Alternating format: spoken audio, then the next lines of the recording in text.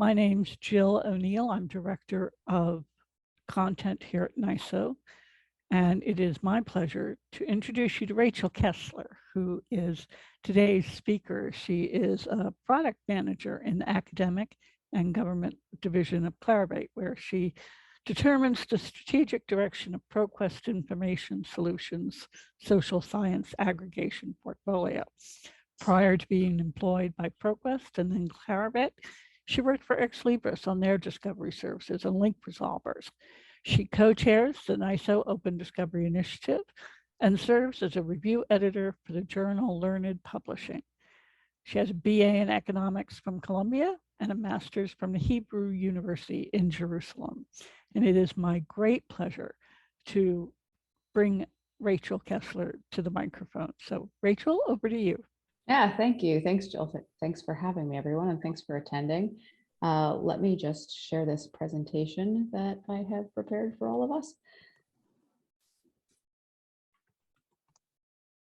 Okay, hopefully you can all see it. Looks like we're not too big of a crowd. I thought I really want this to not just be a presentation, but to be a conversation. So I thought maybe Jill gave me a very nice introduction. I wondered if we could have sort of maybe everyone in the chat, if the chat is working properly, could just say maybe what organization they're from and maybe where they're based, just so we can all get to know each other a little better as a starting activity.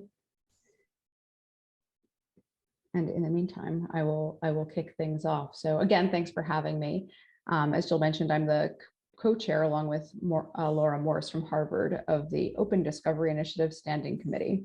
And what I'm hoping to do today is give a brief overview of the Open Discovery Initiative for those of you who might not be familiar with it and are just hearing about it today for the first time. One of the things that the Open Discovery Initiative asks of everyone is to submit a conformance statement, which at this point you might not be familiar with, but hopefully as we go through the overview, that'll become more apparent what I'm talking about. This is supposed to be a workshop where we go through the conformance statements for content providers and sort of troubleshoot. I myself recently submitted one. So I want it to be a discussion. If you have if you want to share your experiences, you want to ask questions for clarification or want to share some best practices, that's what we're here to do today. So feel free to jump in anytime and contribute to the discussion. So, and thanks again for having me. So with that, let us jump right in. Okay, so with the overview of the Open Discovery Initiative.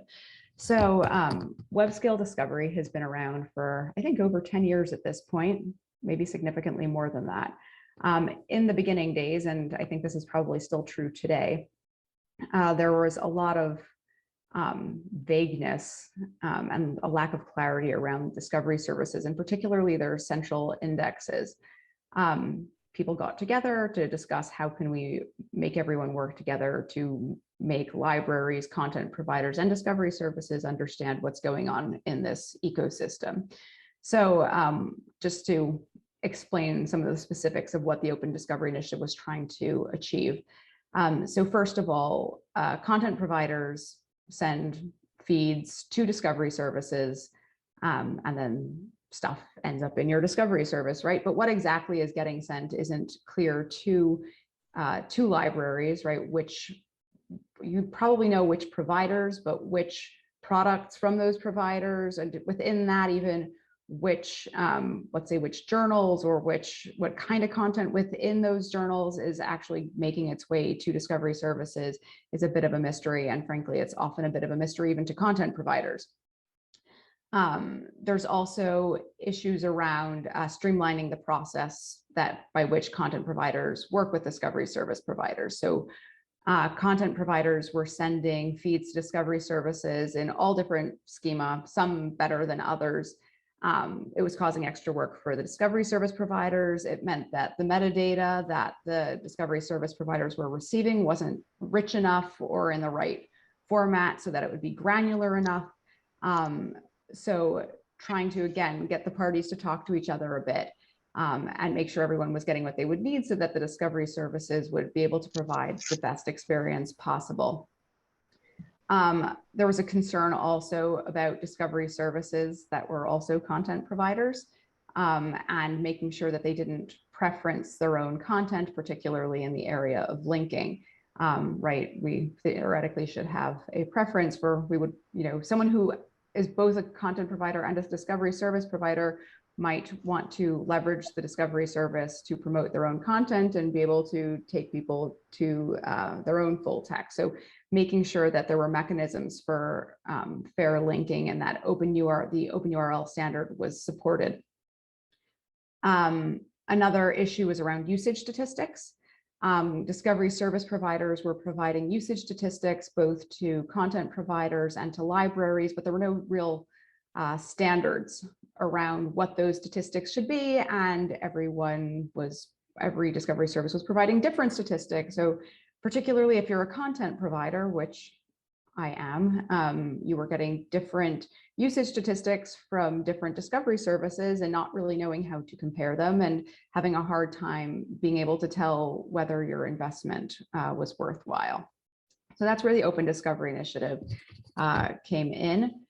We created a recommended practice initially just for content providers and for libraries. And in our revised recommended practice that came out in 2020, we also created a recommended practice for libraries, because originally we thought, they're customers, what do they have to do? But there's a lot they can do to optimize the discovery service and make sure that it's working as well as possible. And we need to put some onus on libraries as well. So I know this is really small. You don't have to look at the details right now, but this is the content provider checklist. So this checklist is based on that recommended practice, which is a much longer document. There's a checklist, again, also for libraries and for discovery services, and they have different items, but it's a summary of the contents of the recommended practice. And the idea is once you've reviewed the recommended practice that you submit a conformance statement to the Open Discovery Initiative. So what we actually need for you is, again, look at that checklist and assess the level of your participation, then fill out that conformance statement. And just to flip back to it for a second, there is a column for yes, no, and partial. So for each item, you would fill it out as best you can and give explanatory comments. And those comments can be, well, we don't do it exactly as you say it, but we do something that's just as good. It can be anything that provides any sort of transparency. You can even comment if your answer is yes, the more detail, the better. And then you would post it to your website. The Open Discovery Initiative and NISO, we don't host these ourselves. Once you finish, you post it to your website and you send us a link at this email address, odi@niso.org. We will then add you to our list and link out to your site so that any interested parties can review your conformance statement. So what we don't need is perfection, right? I mentioned I myself just recently went through this process. We were not perfect. I had several no's in my conformance statement and P's for partial with explanatory text. Really, it's about transparency. You want your customers to know that you're working as hard as you can and that you're wanting to participate in this discussion. And it's also meant to be aspirational and iterative, right? So you might not have gotten everything right yet, but maybe you'll add a couple things to your roadmap, and in a year or two, you'll flip one of those P's or no's to a yes. So really, I'd encourage you to not be self-conscious about judgment and just go for it anyway. The other thing we don't need is an audit. It's not in the spirit of ODI, and you'll see that a lot of the things we're asking from you are so in depth, we can't possibly know your systems well enough in order to be able to accurately audit it anyway. But we trust you. If you want to participate with us, we would really hope that you're doing so in the spirit of transparency and for creating a better user experience. So an audit isn't necessary. So why would you bother participating both in discovery services in general and in ODI? It's probably clearer why you would participate in discovery services at this point. Just about every institution, except for teeny tiny ones, has them. these days. And being able to participate in a discovery service means your content gets more visibility and exposure. More exposure means that users are more likely to find it, click on it, and get to your full text. More usage means that they're less likely to cancel. So all around a good thing.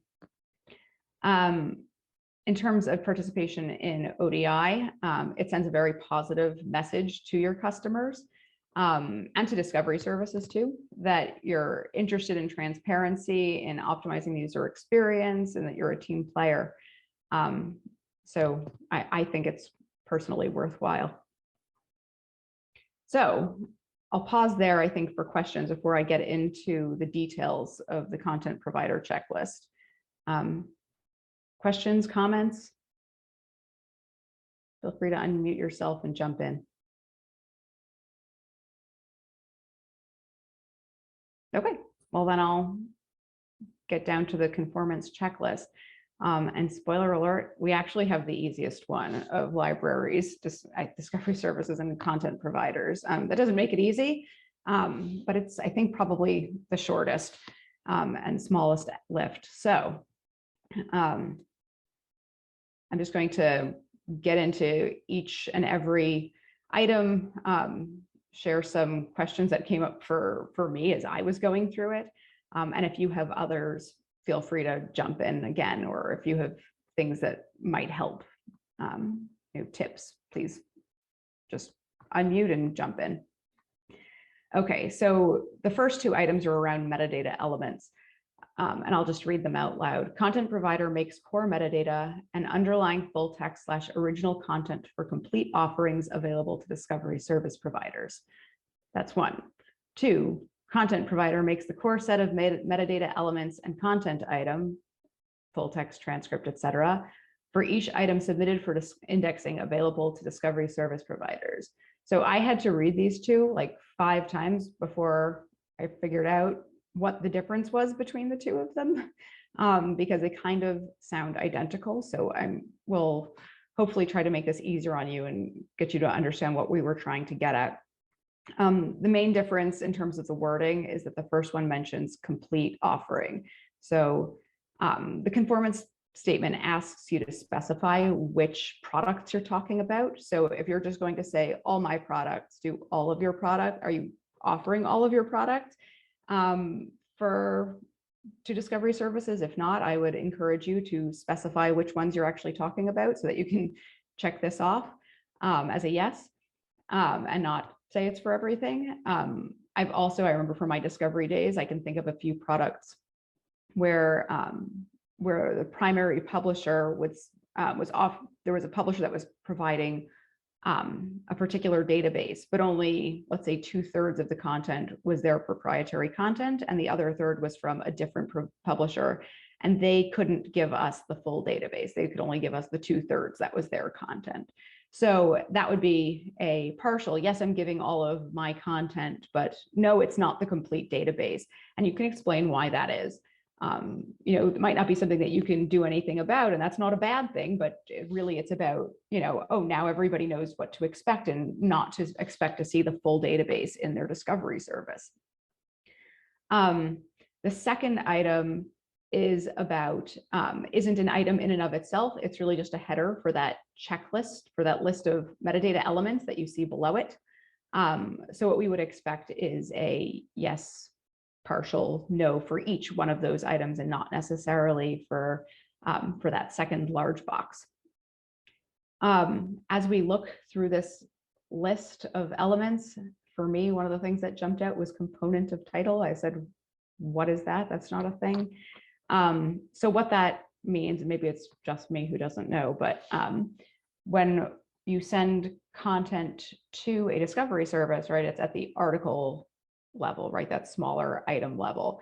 And so the title that you're sending is the article title. The component of title is this article is a component of this journal. So the component of title is the journal title, and the component of title identifier in that case would be an ISSN, right? And you could have the same thing if it was a book chapter within a book, for example.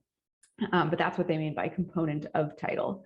A few other questions, content type versus content format, which also sounds kind of similar. Content type means textual versus audio visual, and the content format is getting to whether it's monographic, serial, that sort of thing. And it's also fully fine to be able to combine those two. So not a problem. You can give yourself a yes if that's what you do. So I did not personally, when I was going through this, did not know the answers to what we were and weren't giving. I sort of assumed that we were giving some of the basic information, but for example, had no idea whether we were supplying an open access designation when we have it in our metadata. So I had to, maybe it was easier for me. I know who the person is who's responsible for sending the metadata to discovery services. And so I was able to advise with her on what metadata elements we're actually sending. She also is the person who is responsible for which databases we are and aren't sending. So we have some third-party databases that we're not sending, for example. And so being able to be conscious of that. And so I guess I would, if you know who that person is, that's really helpful, but something to think about, who might that be? Any questions? Anybody else having issues? And I have to admit, I haven't seen the chat. So if there's questions coming up through the chat. There are no questions so far, Rachel, but okay. When they come in, I will feed them to you over the air. That would be great. Thanks, Jill. Okay. So conformance to other standards, and I've sort of tried to group the elements in ways that made sense to me. So hopefully that works for everyone. The transfer of content providers' data to discovery service providers makes use of existing standards where applicable and uses one of the metadata encoding schemes listed in 3.3.3, which of course I assume you all have memorized. Content provider provides data to support open URL resolution. The resulting open URL should link to the item itself or as close to it as possible in the content provider site structure. So one of the first things that I thought of when I saw this first one about the schema is ProQuest has been working with discovery services for years and years. And as far as I know, our schema is working, even though it is our own proprietary schema and not one of the ones listed. Should we be changing that just to tick a box in the Open Discovery Initiative? Because that would be a lot of work for ProQuest and a lot of work for the discovery services that we participate in to switch the schema. And I guess the answer to that is check with your discovery service provider, make sure that the schema is actually doing everything it should, right? The point of these, the reason that we have this recommendation is, one, it's easier on the discovery service if everyone were submitting more or less the same schema. But given that the work has already been done, it doesn't save any work to change that. The other thing is that we want to make sure that you're submitting sufficiently thick metadata. So, right, that you're including subject headings and abstracts and that your schema supports that. And that it's also sufficiently granular, that you're not sending an entire citation in one element, that it can be broken down. So as long as you're doing that and it's working well for the discovery service provider, no, don't change anything, please. Give yourself a P. Again, totally fine.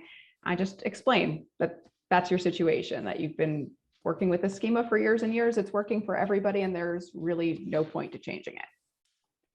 I'm not really familiar with the Open URL framework, and that is one intimidating read because it's really long. What do I really need to know from that? So basically, the idea with the Open URL framework is that we're trying to support link resolvers. It's what I think what you really need to know is that you need to be able to provide basic identifying metadata. So if it were a journal article, for example, ISSN, title, volume, issue, start page, DOI, so that the item can be fully identified. It also needs to be broken down into little bits. Again, don't send the entire citation as one element, because then a link resolver can't parse it. It needs to be able to send out each metadata element separately. The good news, I think, about the metadata elements is that if you provide just, the most basic ones as listed in the previous slide, you're basically good on supporting open URL link resolvers. So it's not, I don't think there's anything really special that's specific to open URL that you wouldn't have thought of anyway. So in terms of making sure that, that these two things are working well for everyone, who in your organization is responsible for transferring data to discovery services? Again, could be that same person. For me, it was that I spoke to that same person who is responsible for the feed and for all of those elements. And she also knows quite a bit about the open URL framework, which I guess for me made it a bit easier. Any questions, comments, anything you want to share about your own experiences here? Okay. I think, Rachel, what we'll do is when you've gotten through your presentation, we'll turn off the recording, and that way people may feel more comfortable asking questions. Sure. That sounds like a great idea. Thanks, Jill. Okay, so externally facing documents. So first one, content provider provides libraries on request with a statement of participation in the discovery services, including disclosure of coverage depth and content depth. And then the second one is content providers' agreements with discovery service providers do not include NDAs. So first of all, when we're talking about that statement of participation, what is coverage depth versus content depth? So coverage depth is referring specifically to date ranges of coverage, and content depth is referring to the types of metadata being provided. Is it just metadata? Or are you including more subject headings, abstracts, full text? Obviously, the richer the metadata, the more discoverable your content would be. And libraries are interested to know that about the content providers. What else should be in this statement, right? This is kind of vague of provide a statement of participation. So first of all, you should mention the market product. And by that, we mean what's you're selling, right? Which products are you talking about? Whether it be a journal collection, a database, an ebook collection. Then you should also talk about what type of content provider you are. Are we talking about a publisher, primary publisher database, or are you an aggregator like myself? Is this an A&I service? And then also mention which discovery services each of these products is being provided to. So this should be, you should basically have a separate row for each product with this information. Of course, we signed an NDA. We share customers and business information, but the terms of the NDA were completely unrelated to our participation in the discovery service. Am I really not compliant? So I think this element within the conformance statement was yet another poorly worded one. You are fully compliant. The actual, if you go back into the full document of the recommended practice, we don't actually say you can't have NDAs. It's just that we want you can't have an NDA that's not in the spirit of the Open Discovery Initiative, right? Anything that gives a content provider preferential treatment, for example, would not be okay. But if you're just saying, no, you can't disclose who my customers are, that's completely fine. And you can even give yourself a yes, you are fully compliant. So this was hard for me to dig out. It meant going to my legal team, finding the right person in the legal team, and from then having them dig through old agreements to try to identify, like, hey, way back when we started working with X and Y Discovery Service, did we sign any NDAs and what did they say? So again, I don't have a good answer, but start thinking about that. And also in terms of, I guess I skipped the statement of participation part, but might be a good idea to draft that statement ahead of submitting your conformance statement, right? You might be willing to in principle, but then if someone actually calls you out on it and says, hey, you're willing to send out that statement of participation, can I please have it? It might actually take you a while to draft because you might need legal and or marketing to review it and to make sure that everything is okay. So possibly easier to anticipate that and have it ready to go. Yes. Anything else here? Any questions? Okay. Support for discovery related. Wait. We have one? No, as a matter of fact, it was, I apologize. That's It was okay. a different type of message. You're All good to go. Okay, cool. So content provider provides clear channels for reporting discovery related support issues. So this actually came up when I was trying to find out if we had a support channel for discovery issues. The answer that came back to me was that we don't have a channel for discovery service providers to report issues to us. And I went, wait, no, that's not what I'm asking. And I realized that the statement was completely unclear.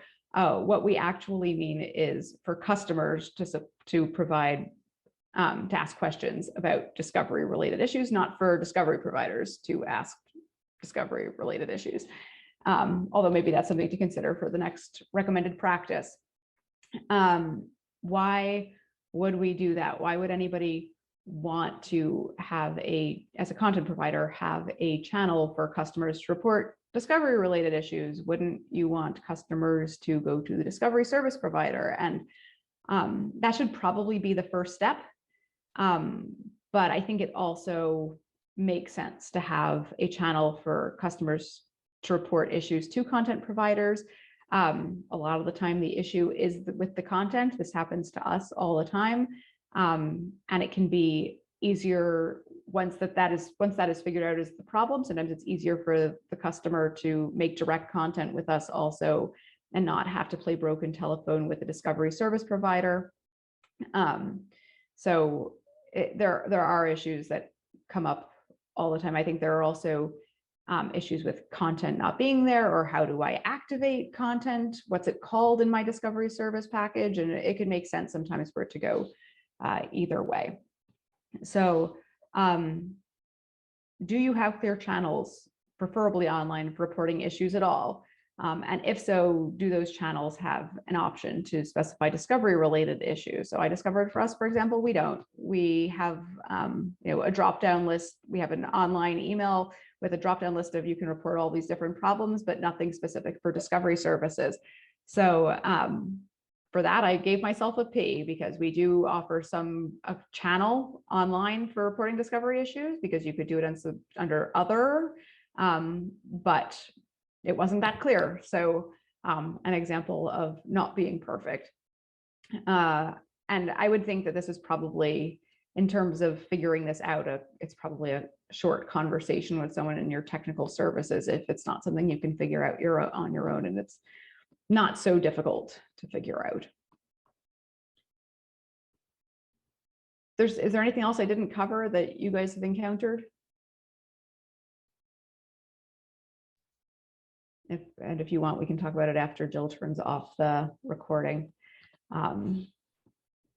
I'm basically done with my part of the presentation. I just will point out a couple of resources for you guys. We have an FAQ and some talking points for content providers, an implementation guide, a link here to the checklist itself, if you guys are wanting to work on this, and then some just general ODI resources if you guys are interested in keeping up with what we're doing.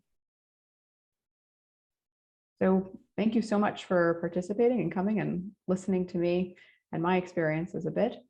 I hope it was helpful.